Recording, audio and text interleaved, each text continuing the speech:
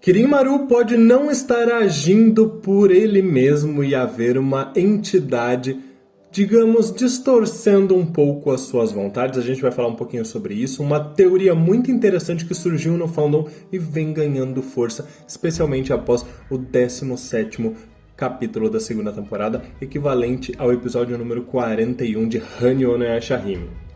Então nesse vídeo aqui a gente vai entender um pouquinho sobre o que pode vir a acontecer com Rion, Kirin-Maru e até mesmo com a Towa. Olá meus queridos, eu sou Avalon das páginas Avalon Geek e esse vídeo aqui é um vídeo em que eu estou muito empolgado em poder estar gravando para conversar com vocês. Eu resolvi deixar algumas coisas de fora da análise do episódio número 41. Como já sabe, você me ajuda muito deixando o seu like. Se você não é inscrito, se inscreve porque aqui a gente fala de vários animes e principalmente de Inuyasha e Hanyo no Yashahime.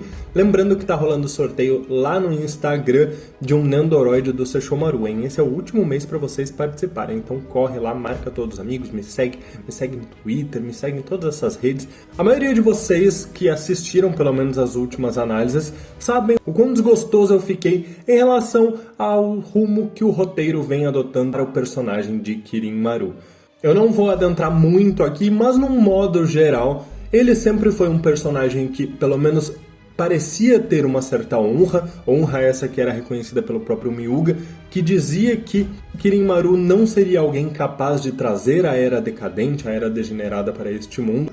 Ao mesmo tempo que nós sabemos que ele é um personagem bastante inteligente, já foi confirmado pra gente em entrevistas, inclusive, que ele, juntamente com Towa, são personagens lá na Era Feudal que sabem que a Terra é redonda. Também temos que nos lembrar que todo o conhecimento que Osamu Kirin, que vive na Era Moderna, enxergou várias outras coisas, se tornou professor, deve ter estudado bastante, foram adquiridos, digamos que indiretamente, por Kirin-Maru. Ou seja, ele de maneira nenhuma é um personagem ignorante.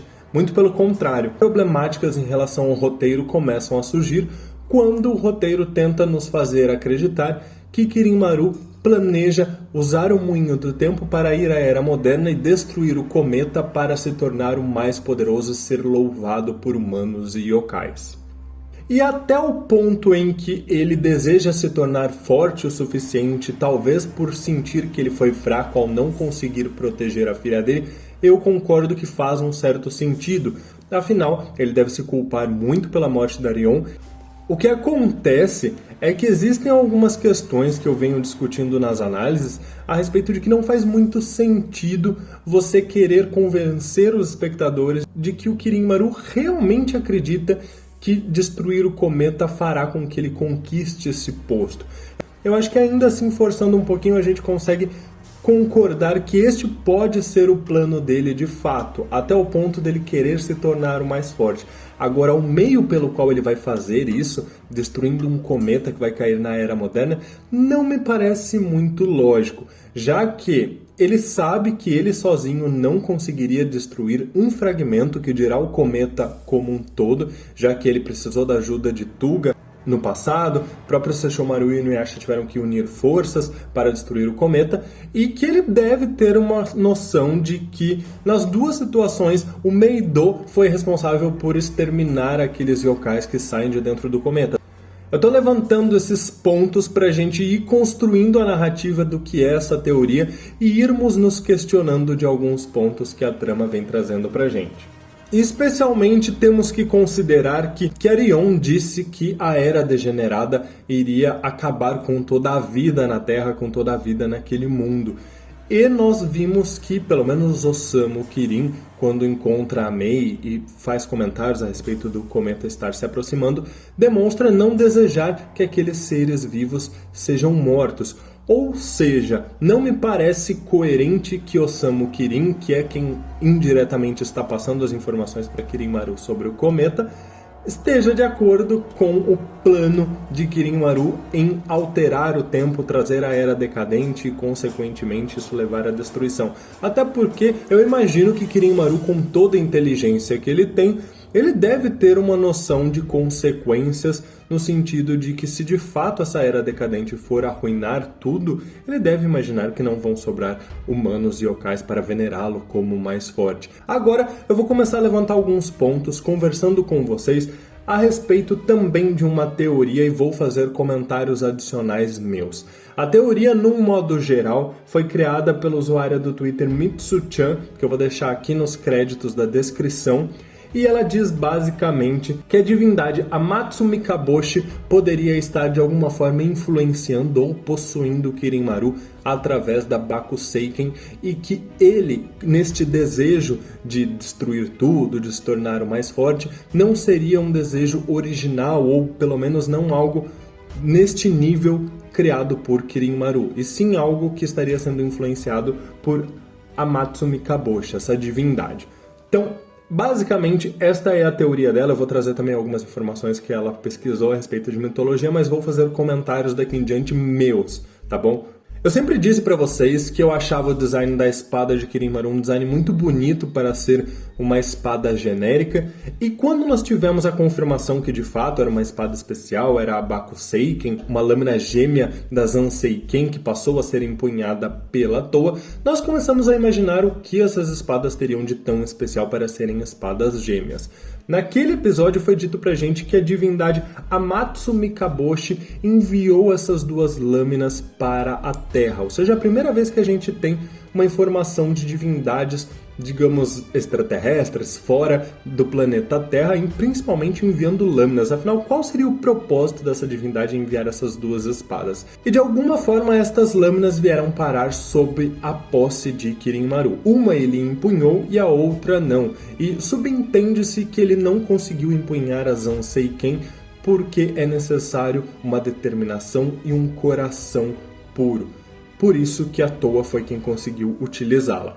Enquanto a Zanseiken, nesse último episódio 41, deu a entender que poderia absorver o Kon, que seriam os sentimentos, o coração de um espírito, coração num sentido emocional, a Bakuseiken já demonstrou pra gente ter a possibilidade de absorver o Hako, que é a energia que move o corpo, que juntas, Kon e Hako, formam um espírito. Mas o que acontece é que nós vemos que na prévia do episódio número 42 há uma certa preocupação da Inukimi, a mãe de Sesshomaru, em relação a Towa empunhar a Zanseiken. E nós também estamos vendo que a Kikujumonja original, que é dita como podendo purgar espíritos, foi entregue pelo senhor feudal para o Kohaku para que ele levasse até a Towa. Ou seja, a gente está vendo a Kikujumonji voltando a ter relevância como lâmina da Towa, o que me leva a acreditar que a Zanseiken não será a espada empunhada pela Towa até o final da série.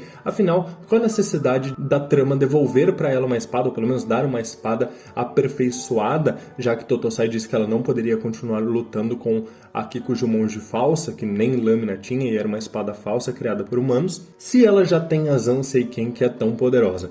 Então isso me leva a crer que a Zanseiken não será empunhada até o final da série pela Towa, e um dos motivos pode ser justamente que ela está causando mal à Towa, assim como aconteceu no episódio 41, quando ela tentou absorver a energia sinistra de Kirin Maru e perdeu o seu Kon. Eu tô falando tudo isso porque essa teoria criada por Mitsu-chan de que Amatsu Mikaboshi estaria influenciando o Kirin Maru pode ser extremamente vinculada às lâminas. Assim, da mesma forma que a Zanseiken pode estar influenciando a Towa e machucando ela, causando danos à personagem, a Bakuseiken pode estar influenciando Kirin Maru também, mas talvez num sentido de distorcer os sentimentos ou intensificar a ambição de Kirin Maru, para que esse desejo dele em se tornar mais forte leve ele a um nível do qual ele normalmente não iria, o que faria com que o personagem continuasse sendo condizente com aquela figura um pouco mais honrada que foi apresentada na primeira temporada e que era confirmada por Myuga,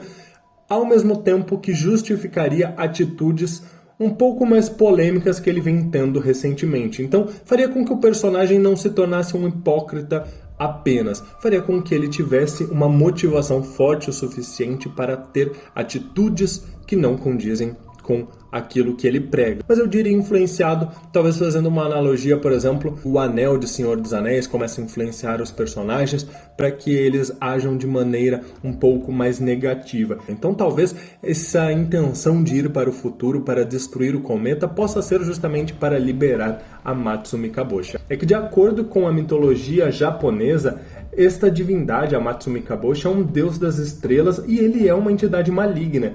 E existem poucos registros sobre ele nos textos japoneses, mas fica implícito que ele não tem uma característica física diferente de outras divindades, mas que ele usa a força das trevas que existe antes mesmo do nascimento do universo. E ele é uma força de dominação absoluta que se alimenta de emoções humanas e que, se não forem controladas, resultariam na destruição. Ou seja, é perfeitamente possível que ele esteja se aproveitando dessa ambição, desses sentimentos negativos que o Kirin Maru carrega por ter falhado com a sua filha para influenciá-lo a cometer atitudes que vão beneficiá-lo e ao mesmo tempo para que ele venha se fortalecendo, se alimentando disso. A teoria da Mitsu-chan é que tudo o que aconteceu com o Kirin Maru é realmente influenciado pela espada, pela Bakuseiken, que está em posse do Kirin Maru. E uma das coisas que eu, Avalon, acho é que, caso isso se confirme, o Kirin Maru naquela cena da abertura, sem camisa, com os braços cruzados na frente do peito, poderia significar a maneira como ele está tentando proteger os sentimentos, o seu próprio coração, como se houvesse algo maligno dentro dele. Isso para mim também explicaria um pouco o porquê a Árvore das Eras menciona a remoção de uma entidade estrangeira, que pode ser tanto Osamu Kirin, que está na Era Moderna, na qual ele não pertence, como também poderia ser uma menção ao próprio Amatsu Mikaboshi, caso ele esteja de fato influenciando o Kirin Maru, esteja no cometa ou não. E aí eu fico me perguntando, qual seria a intenção da Árvore das Eras? Será que ela gostaria que o cometa não fosse destruído para evitar caso Amatsu Mikaboshi esteja selado dentro desse cometa? E então ela pede para as Yashahimes no começo da série destruírem Sesshomaru e Kirin Maru para impedir que o cometa seja destruído e libertar essa divindade? Ou será que é justamente o contrário? Já que ela pediu para as Yashahimes irem ao futuro destruir o cometa. Talvez pedir que Sesshomaru e Kirin Maru sejam destruídos seja pelo fato de que ela saiba que os dois não seriam capazes de destruir o cometa e acabar com os yokais dentro dele, mas ela precisa de algo mais para destruir o cometa. E aí eu fico me perguntando se talvez as Yashahimes tenham esse algo mais. Nós sabemos que nas duas vezes em que o cometa apareceu, pelo menos os fragmentos, o Meido foi extremamente necessário para destruir os yokais que estavam dentro do cometa. E o próprio Jaken falava que o Meido seria útil no futuro quando Sesshomaru mandou Inuyasha Yagome para a Pérola Negra. Mas eu também fico me perguntando se não é uma deixa do que pode vir a acontecer no futuro, já que no próximo episódio nós temos um tal de Meidomaru como sendo a justificativa para o Moinho do Tempo não se mover. No mínimo, curioso o nome desse personagem. Será que tem algo de fato relacionado ao Meido? Vamos nos lembrar que a técnica do Meido era originalmente de Shishinki, um yokai que pode ter algum outro tipo de descendente, de repente ele pode ter um próprio clã, haver outros seres como ele que também utilizem o Meido. Eu quero aproveitar essa teoria para falar um pouquinho também sobre a abertura. Eu conversei com vocês algumas vezes, especialmente na análise da abertura, de que há uma cena onde nós vemos uma sombra da Rion distorcida. E poderia ser perfeitamente uma justificativa de Amatsu Mikaboshi, de repente a influência dele na Zanseiken ou na própria Bakuseiken. Inclusive pelo fato de que no último episódio o Kirin Maru usa a Bakuseiken para entregar Haku para a Rion, para que ela volte a se mover. Então talvez a influência de Amatsu Mikaboshi possa ter entrado no corpo da Rion também. Mas tem um outro ponto que me leva a crer que, caso não seja essa divindade, aquela borboleta gigante, e não seja ele a influenciar aquele aspecto mais agressivo que a gente vê na sombra da Rion, poderia ser perfeitamente um efeito colateral do Haku enviado para o corpo da menina. Isso porque eu me pergunto se aquele Haku que o Kirin Maru enviou para o corpo da Rion não era o Haku de Sesshomaru. E aí a gente sabe que a gente está falando do Haku, de um Dai Yokai extremamente poderoso, da linhagem sanguínea de Tuga, e que os próprios descendentes meio yokais, como Inuyasha, a própria Toa e a Setsuna, mostraram não ter muito controle do sangue yokai deste clã. Então eu fico me imaginando se talvez o Haku também não possa ser um pouco descontrolado e possa ter algum tipo de efeito colateral no corpo da Rion para nós vermos aquela sombra. São várias teorias, vamos fazer 2 hashtags para ver a opinião de vocês.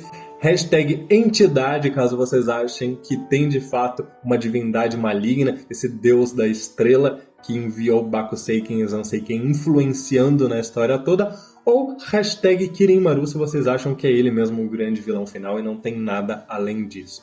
Muito obrigado por tudo, meus queridos. Um grande abraço e até mais.